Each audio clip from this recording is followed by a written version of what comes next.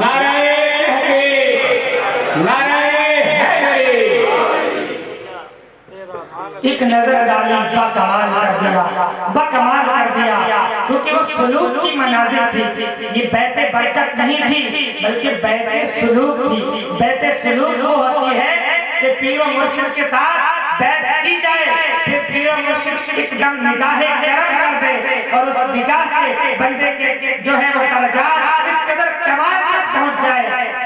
تصوف کی منزل میں اہل تصوف کہتے ہیں، بزرگان دین صوفیاء کرام فرماتے ہیں کہ یہ جو تصوف کی منازل ہے یہ ایسے نہیں ہوتی، اس کی 4 منزلیں بتائی ہیں۔ عالم ملک جسے عالم ناسور کہتے ہیں، عالم ملکوت، نمبر 2 عالم ملکوت، نمبر 3 عالم جبروت اور نمبر 4 عالم لاہوت۔ یہ 4 منازل بتائی ہیں۔ بندہ جب ریاضت کرتا ہے، زہد و تقوی اختیار کرتا ہے تو ریاضت کے ذریعے عالم ملک پر اس کا تسلط ہو جاتا ہے۔ یہ کرامت کا سلسلہ یہ تو بہت چھوٹی بات ہے۔ عالم ملک پر جس کا تسلط ہے وہ کرامت ظاہر کر لیتا ہے، وہ کرامت ظاہر کر لیتا ہے۔ یہ بہت چھوٹی بات ہے کہ کسی سے کرامت ظاہر ہو جائے، یہ تو عالم ملک والے لوگ ہی کر لیتے ہیں۔ فرمایا پھر عالم ملکوت ہے، پھر فرشتوں کی دنیا ہے، پھر عالم جبروت ہے، پھر عالم لاہوت ہے۔ جس کا مرشد شامل ہوگا، جس کا پیر شامل ہوگا، پھر وہ عالم ملک سے نکل کر عالم ملکوت میں جاتا ہے، پھر عالم ملکوت سے نکل کر عالم جبروت میں جاتا ہے، پھر عالم جبروت میں جا کے ایک مقام آتا ہے جس کو کہتے ہیں مقام خودی، جس کو مقام خودی کہتے ہیں۔ علامہ اقبال کہتے ہیں خودی کو کر بلند رکھنا کہ ہر تقدیر سے پہلے خدا بندے سے خود پوچھے بتا تیری رضا۔ سبحان اللہ۔ وہ عالم خودی ہے، وہ عالم خودی ہے جس میں جب بندہ پہنچتا ہے، جب پیر کامل نہیں ہوگا تو وہاں مقام خودی میں پھنس جاتا ہے۔ پھنستا کیسے ہے؟ پھر کیا دیکھتا ہے؟ اس کو ایک آئینہ نظر آتا ہے، اس کو ایک آئینہ نظر آتا ہے، ایک شیشہ نظر آتا ہے۔ اس آئینے میں دیکھتا ہے اور کہہ اٹھتا ہے ارے یہ تو میں ہی ہوں، یہ تو میں ہوں جس کے لیے میں محنتیں کر رہا ہوں، جس کے لیے میں چلے کر رہا ہوں، جس کے لیے میں عبادتیں کر رہا ہوں، جس کے لیے میں ریاضت کر رہا ہوں، جس کے لیے میں زہد و تقویٰ کر رہا ہوں۔ ارے یہ تو میں ہی ہوں، یہ تو میں ہی ہوں۔ پھر کہتا ہے انا الحق، انا الحق، انا الحق، انا الحق۔ پھر یہ منزلیں پاتا ہے اور یہ کہتا ہے انا الحق کہتا ہے، پھر یہاں پھنس جاتا ہے، پھر یہاں پھنستا ہے تو پیر پیچھے سے دھکا لگاتا ہے، کہتا ہے اوے انا الحق نہ کہے۔ اس آئینے میں اپنی شکل دکھاتا ہے، اپنی صورت دکھاتا ہے، پھر مرید کہتا ہے اور انا الحق نہیں، حق تو میرے سامنے موجود ہے۔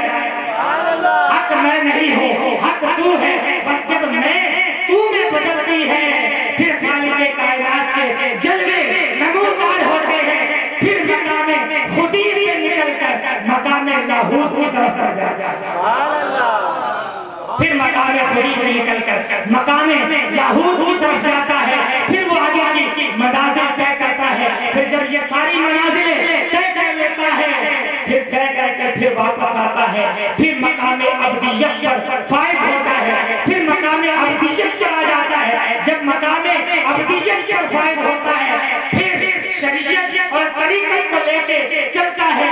پھر جب مقام عبدیت پر فائز ہوا تو پھر کوئی داتا علی حجویری بن گیا، کوئی خواجہ معین الدین چشتی بن گیا، کوئی پیر مہروی گولندی بن گیا اور کوئی میاں میر بالا پیر بن گیا، کوئی خواجہ اجمیری بن گیا، کوئی حضور غوث اعظم شیخ عبد القادر جیلانی بن گیا۔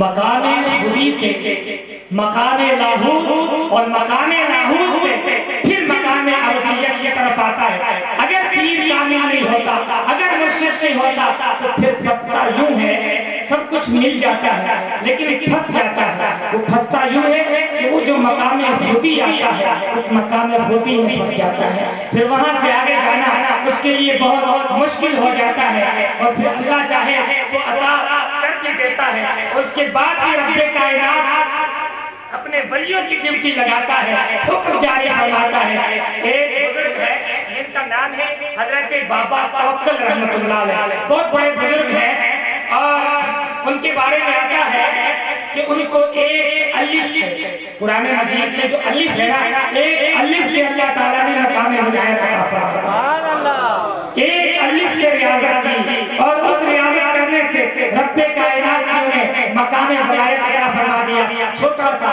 بچپن کا زمانہ ہے، ماں لے کر آئی استاد صاحب کے پاس پڑھانے کے لیے، کہا اے استاد صاحب یہ میرا بیٹا ہے، میرا فرزند ہے، میرا صاحبزادہ ہے، اسے پڑھا دیجیے۔ اب استاد نے کہا اسے بٹھا دو، کلاس میں بیٹھ گیا، پڑھنے لگ گیا، اسے قاعدہ دے دیا گیا، وہ سبق یاد کرنے لگ گیا۔ اب سبق لینے کے لیے جب استاد کے پاس آیا، استاد نے سبق پڑھایا، بیٹا بسم اللہ پڑھو، بسم اللہ پڑھی اور پڑھایا، بیٹا پڑھو الف، کہا ہاں استاد جی الف، کہا بیٹا پڑھے با، کہا استاد جی پہلے الف کو اچھی طرح یاد کر لو پھر با کا سبق لینے کے لیے، پہلے الف کو اچھی طرح یاد کر لو پھر با کا سبق لینے کے لیے آؤں گا۔ استاد صاحب نے سوچا شاید یہ کم ذہن بندہ ہے، بچہ ہے، چھوٹا بچہ ہے، اس کا ذہن کمزور ہے، اس لیے ان ذہن کی وجہ سے یہ کم سبق لے رہا ہے۔ کہا ہاں ٹھیک ہے بیٹا الف یاد کر لو، اپنی جگہ پہ بیٹھ گیا، تھوڑی دیر کے بعد کھڑا ہو گیا، کہنے لگا استاد جی مجھے چھٹی دے دو، میں سبق یاد کر کے آؤں گا، الف کا سبق پکا کر کے آؤں گا، چھٹی دے دی۔ استاد نے کہا پہلا دن ہے جانے دو، چلا گیا، گھر کی طرف نہیں گیا، رخ جنگل کی طرف، گھر کی طرف نہیں گیا، رخ جنگل کی طرف کر لیا، جنگل کی طرف چلا گیا، جنگل میں جا گیا اور الف الف الف کہتا رہا، الف الف کہتا رہا، الف الف کہتا رہا، 12 سال تک یہی الف الف یاد کرتا رہا۔ 12 سال گزر گئے، جنگل میں پتے کھاتا رہا، پتے کھاتا رہا، پانی پیتا رہا اور زندگی گزارتا رہا، اور الف الف الف الف کی صدائیں بلند کرتا رہا۔ اس کے بعد پھر 12 سال کے بعد جب لوٹا باپ کا سبق لینے کے لیے مدرسے کے دروازے پر آیا، دربان بیٹھا تھا، چوکیدار بیٹھا تھا، کہا اے دربان، اے چوکیدار مجھے چھوڑو، میں الف کا سبق لے کر گیا تھا، اب با کا سبق لینے کے لیے آیا، اب با کا سبق لینے کے لیے آیا ہوں، الف پڑھ کے گیا تھا، اب با پڑھنے کے لیے آیا ہوں۔ دربان کہنے لگا اے اللہ کے بندے تو مجھے دیوانہ نظر آتا ہے، تو مجھے مجنون نظر آتا ہے، کیونکہ بال بچھڑ چکے تھے، بال بڑے ہوئے ہوئے تھے، کپڑے پھٹے پرانے تھے، پھٹ پھٹے تھے، وہ سیکھا ہو چکے تھے، 12 سال کا عرصہ گزر چکا تھا، اب ملنگ بن گیا تھا، دیوانہ بن گیا تھا، مجنون بن گیا تھا۔ کہنے لگا اے دربان، اے چوکیدار بس جیسا بھی ہوں، مجنون ہوں، دیوانہ ہوں، کچھ بھی ہوں، مجھے جانے دو، میں باپ کا سبق لینے کے لیے آیا ہوں۔ کہا ٹھیک ہے،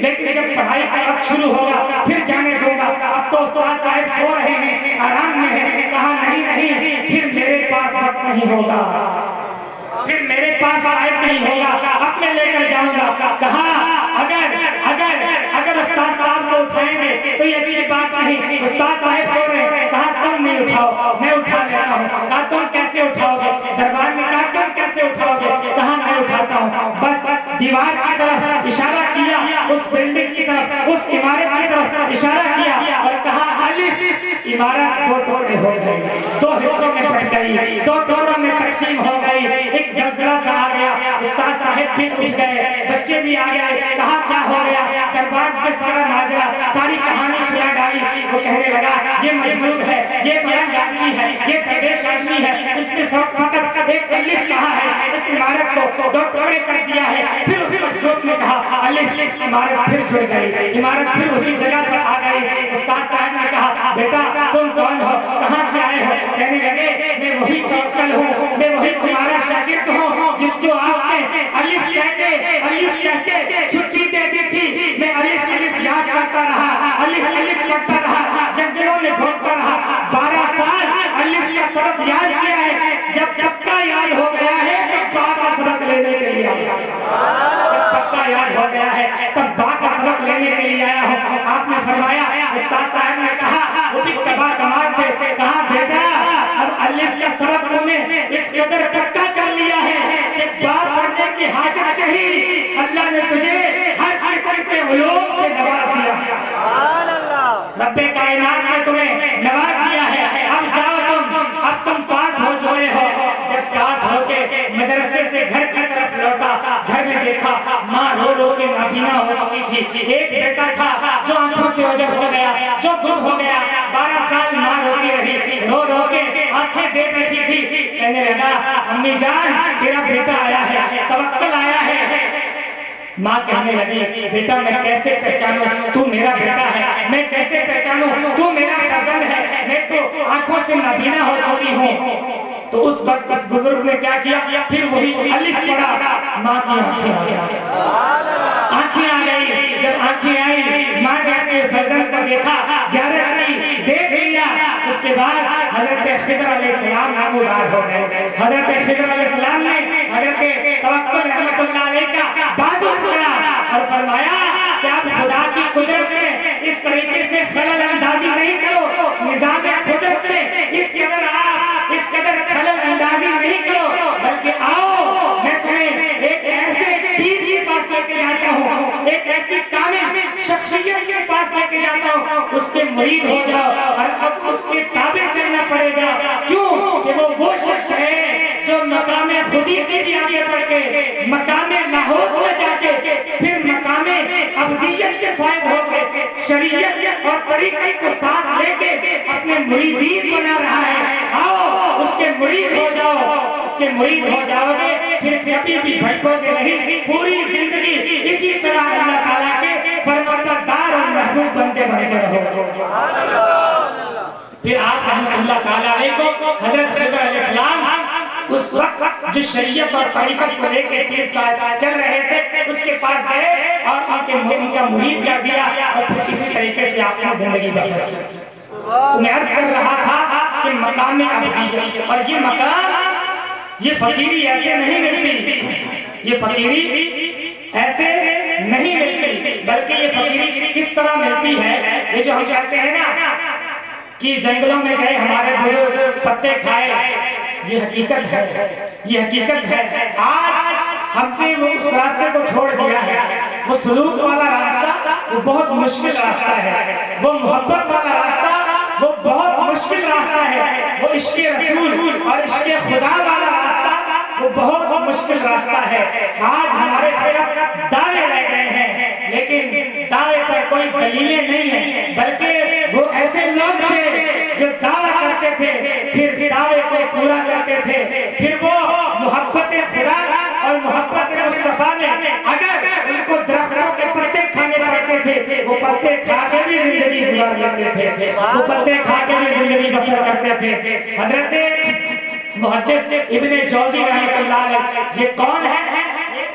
ابن جوزی یہ وہ محدث ہیں جن کو اس قدر حدیثیں یاد تھی اور اس قدر معلومات رکھنے والے شخص تھے کہ اس وقت کے اتنے محدث بہت زیادہ محدث تھے، ان پر یہ فخر اور ناز کیا کرتے تھے، اور یہ وہ محدث ہیں جو حضور غوث اعظم کے درس قرآن اور درس حدیث میں بیٹھا کرتے تھے۔ حضور غوث اعظم کے زمانے کے ہیں، حضور غوث اعظم کے مجلس میں گئے، حضور غوث اعظم نے ایک آیت کی تفسیر بیان کی تو محدث ابن جوزی کہتے ہیں ہاں یہ تو میں بھی جانتا ہوں، دوسری تفسیر بیان کی کہا یہ تو میں بھی جانتا ہوں، تیسری بیان کی کہا یہ تو میں بھی جانتا ہوں، اس طرح آپ نے 12 تفسیریں بیان کی، آپ نے کہا یہ تو میں بھی جانتا ہوں۔ یعنی ایک آیت کی تفسیر ہوتی ہے اور مختلف حدیثیں لا کے مختلف انداز سے تفسیر کی جاتی ہے۔ 12 تفسیریں شیخ عبد القادر جیلانی نے کی تو محدث ابن جوزی کہتے ہیں یہ میں بھی جانتا ہوں، یہ مجھے بھی معلوم ہے، یہ دل کے معاملے ہیں، دل میں سوچ رہے ہیں، کہہ رہے ہیں اور اپنے ساتھیوں سے کہہ رہے ہیں یہ مجھے پتا ہے، یہ مجھے پتا ہے۔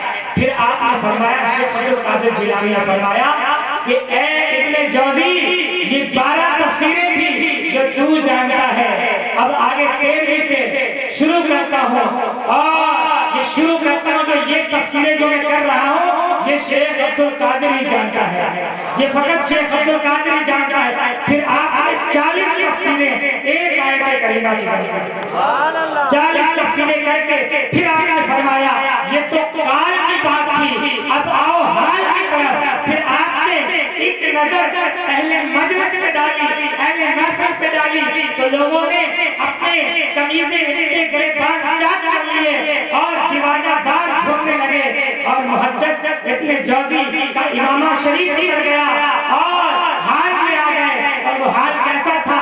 बाद में कह रहे हैं कि ऐ मेरे मुरीदों, ऐ मेरे चाहने वालों, ऐ मेरे साथियों, ऐ मेरे शागिर्दों, इतना अरसा हो गया है मैं हदीसें पढ़ा रहा हूँ, लेकिन इतना मजा नहीं आया जितना मजा शेख अब्दुल कादिर जिलानी की महफिल में आया। ये वो मुहद्दिस इब्न जौज़ी हैं। आप लिखते हैं कि मैं घर में मौजूद था, मैंने देखा मेरे घर की दीवार गिर गई, मैंने कहा मैं मेहमान तलाश करने के लिए बाहर निकला, मैं ढूंढता रहा, बाजार में गया, देखा कुछ मेहमान बैठे थे, कुछ मजदूर बैठे थे, एक ऐसा मेहमान बैठा था, एक ऐसा मजदूर बैठा था जिसका चेहरा